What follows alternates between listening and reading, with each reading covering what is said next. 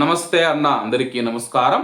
కువైట్కు visit visa మీద వచ్చిన ప్రవాసులు ఎవరైతే ఉన్నారో నిర్దిష్ట రుసుము చెల్లించి వాళ్ళైతే రెసిడెన్సీ వీసాగా వర్క్ వీసాగా మార్చుకోవచ్చని చెప్పేసి కువైట్ ప్రభుత్వం ప్రకటించిన విషయం అందరికీ తెలిసిందే. ఈ నేపథ్యంలోనే వందలాది మంది అయితే దరఖాస్తు చేసుకున్నారనమాట.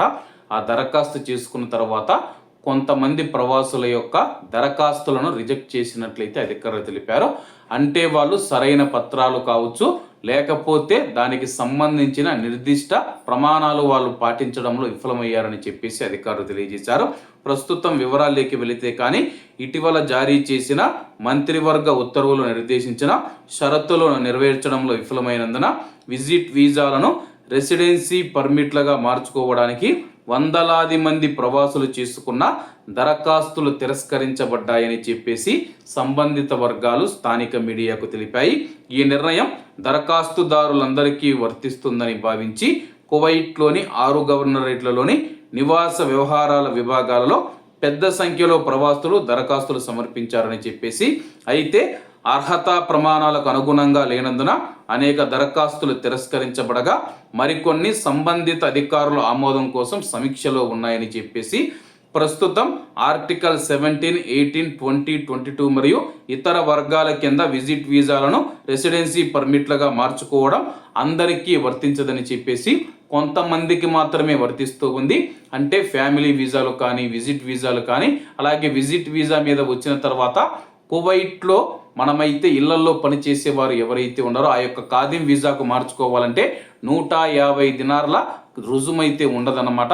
ఒకవేళ ఎవరైనా విజిట్ వీసా మీద వచ్చేసి కువైట్లోని ప్రభుత్వ రంగం కావచ్చు, లేకపోతే ప్రైవేటు రంగంలో అయితే కొన్ని నిర్దిష్ట వర్గాలలోకి అయితే మారవచ్చు అనమాట.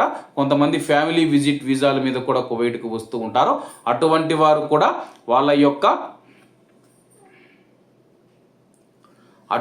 వారు కూడా అవసరమైన అర్హతలను, అంటే నెలకు కనీసం 800 దినార్ల జీతం కలిగి ఉన్న ప్రవాసులను మొదటి కేటగిరీ పరిధిలోకి తీసుకువస్తారని చెప్పేసి తెలపడం జరిగింది.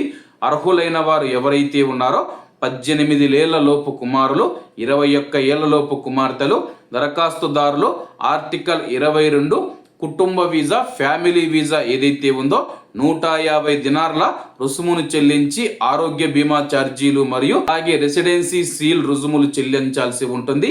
అలాగే రెండవ వర్గం మనం చూసుకుంటే కానీ జీతం లేదా యూనివర్సిటీ డిగ్రీ అవసరాలు తీర్చని ప్రవాసులతో సహా కొన్ని మానవతా మరియు అసాధారణ కేసులను కవర్ చేస్తూ ఉన్నామని చెప్పేసి, ఒకవేళ తల్లి ఇప్పటికే కువైట్లో చెల్లుబాటు అయ్యే రెసిడెన్సీ కలిగి ఉన్నట్లయితే తల్లిదండ్రులు 5 సంవత్సరాల లోపు పిల్లలను ఆమె తీసుకొని రావచ్చని చెప్పేసి తెలపడం జరిగిందనమాట.